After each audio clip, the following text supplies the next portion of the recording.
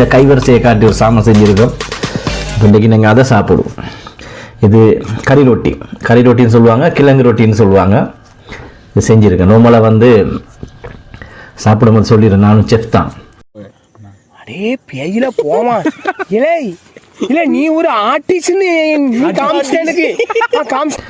பிரியாணிலேருந்து ஸ்ரீலங்கா சாப்பாடு, உங்களுக்கு வடையிலேருந்து தோசையிலேருந்து எல்லா ஐட்டமும் ஸ்பெஷலாக செய்யலாம். தெரிஞ்சவங்களுக்கு எல்லோரும் தெரியும். சுவிஸில் நார்மலாக பரோட்டா, கறி ரொட்டி, வடை, அச்சாறு, வட்டலாப்பம், இந்த எல்லாம் ஸ்பெஷலாக செய்வேன் நான்.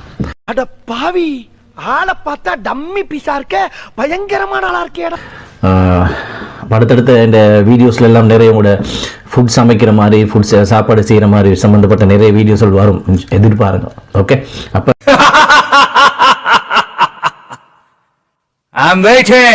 சாப்பிடுவோம்.